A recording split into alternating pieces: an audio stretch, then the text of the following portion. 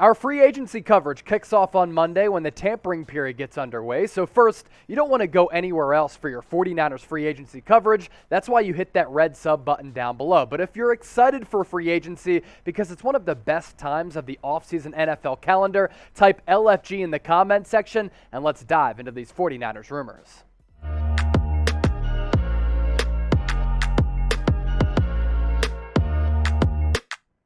Welcome into the 49ers Report by Chat Sports. I'm Chase Sr. A loaded show coming your way, and we begin today's show with Chandler Jones. Should the 49ers go after one of the best pass rushers on the free agency market to put him opposite of Nick Bosa? If that's the case, the 49ers would immediately have one of the best edge rushing combos in the National Football League. Now, Chandler Jones will hit free agency this year after signing a 5-year, $82.5 million deal in 2017 with the Arizona Cardinals. He is 32 years old, but coming off a Pro Bowl year and is still one of the most elite pass rushers on the open market. And the 49ers are going to prioritize building along the lines because that really is a foundational aspect of the San Francisco 49ers organization, offensively and defensively. You take a look at what they've done in recent years, they really do like to go after offensive linemen and defensive linemen because they do like building in the trenches. Now, the biggest question for Chandler Jones,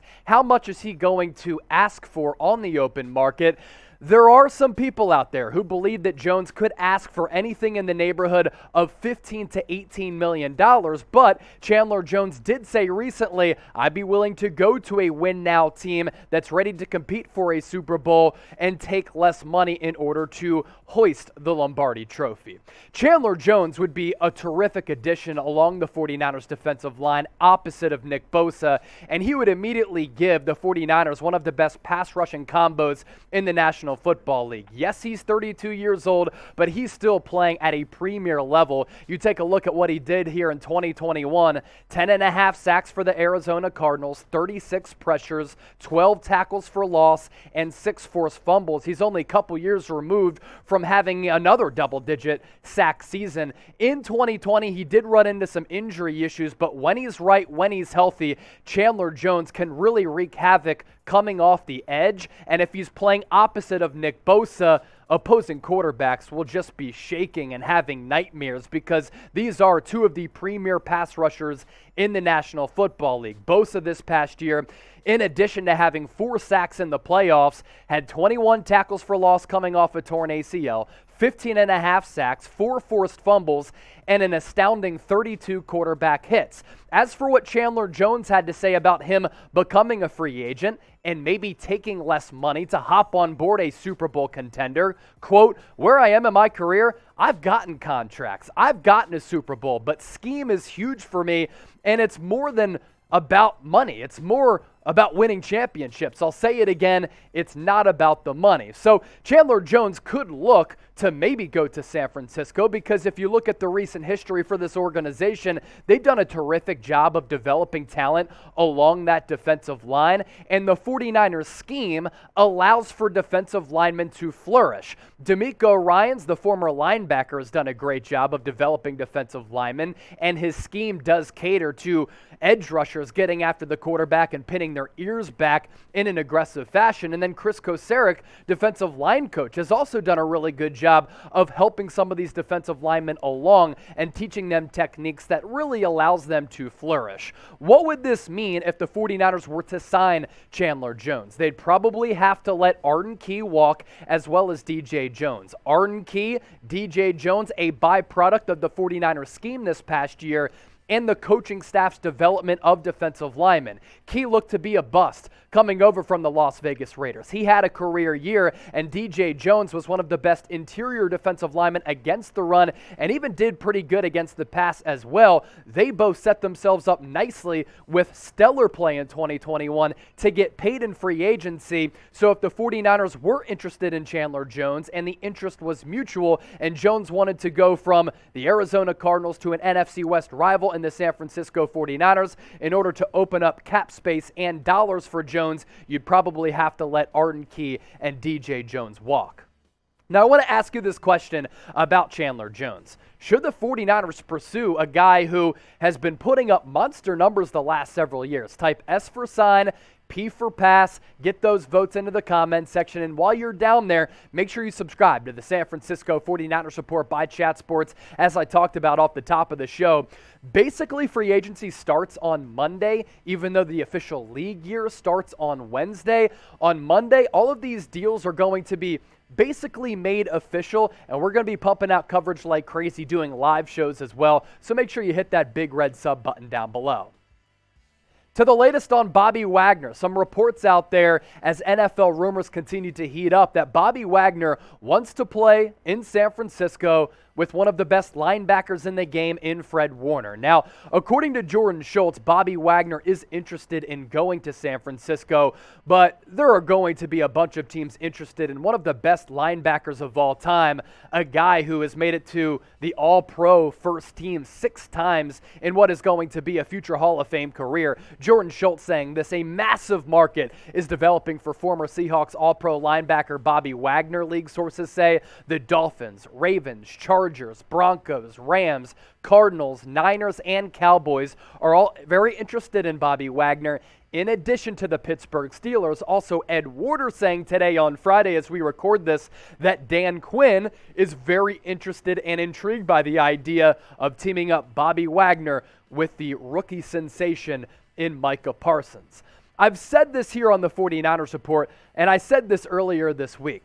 I don't think Bobby Wagner makes a bunch of sense to the San Francisco 49ers. You're paying big money to Fred Warner, and in addition to All-Pro Fred, you have Dre Greenlaw and Azeez Al-Shaair, 2 very capable backers who are under contract for very affordable prices, and you don't want to pay premier money to a guy in Bobby Wagner if you're content with having one of the best linebacking cores in the National Football League with Fred Warner, Azeez Al-Shaair, as well as Dre Greenlaw, because Bobby Wagner on the open market is going to demand a high price tag. There's no question that Bobby Wagner can still play.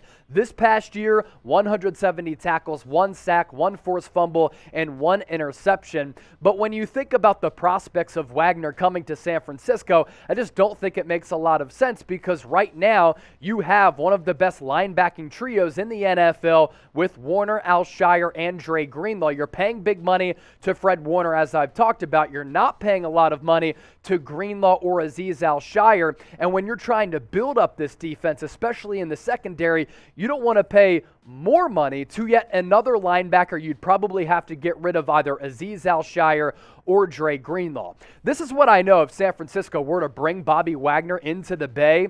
Him teaming up with Fred Warner would give the Niners one of the best linebacking duos that the NFL has seen in recent memory, and one of the best linebacking duos in the history of the San Francisco 49ers, which is really saying something because this franchise has boosted some incredible defenses. I get Navarro Bowman and Patrick Willis vibes when I think about the idea of Bobby Wagner and Fred Warner roaming sideline to sideline and getting up and down the field vertically at the linebacking spot for San Francisco. Yes, Bobby Wagner is going to be 32 years old this upcoming summer, but he had 170 tackles this past year, and even though I don't think it makes a bunch of sense to bring Bobby Wagner in, I do think that he can still play, and I know that him teaming up with Fred Warner would give the Niners a ferocious linebacking core.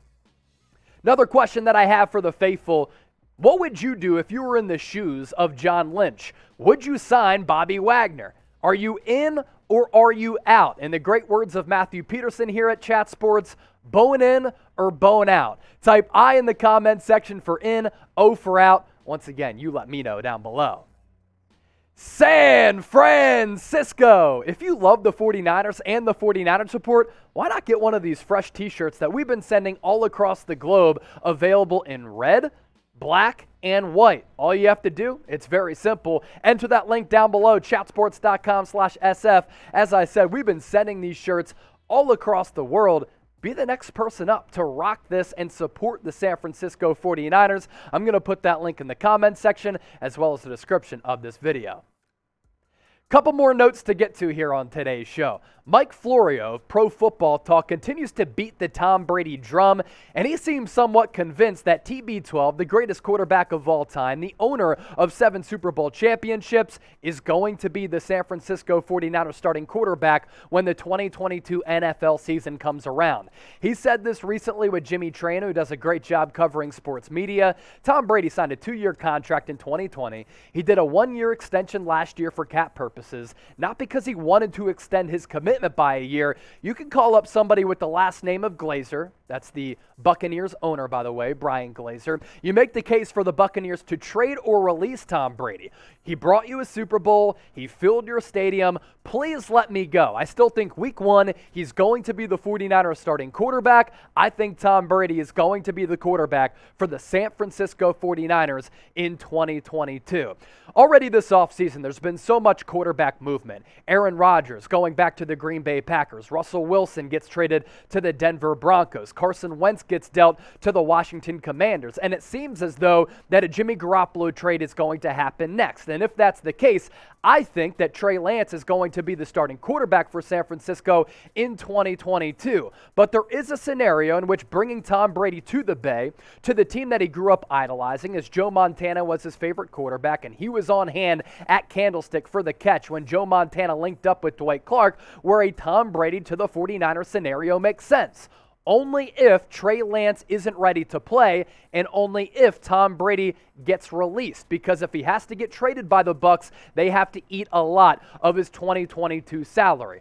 Tom Brady is 44 years old, but he's the GOAT for a reason, and he continues to defy Father Time and pull off some incredible athletic achievements. 67.5% completion percentage this past year, 5,300 plus yards, 43 touchdowns to 12 picks. Passing-wise, this is one of the best passing seasons of Tom Brady's illustrious career that has spanned more than 2 decades. Yes, he's getting older in age, but Tom Brady can certainly still play, and a big reason for that, his competitive nature and the fact that he chases greatness with an assassin-like mentality like Michael Jordan. That's why Tom Brady is the GOAT. So if Trey Lance isn't ready to play, the ideal scenario for San Francisco is to go after Tom Brady, to convince him to come out of retirement, come to the Bay, where he wanted to go prior to signing on with the Tampa Bay Buccaneers, on a team that is ready to win a Super Bowl right now with a bunch of premier players all across the ball, offensively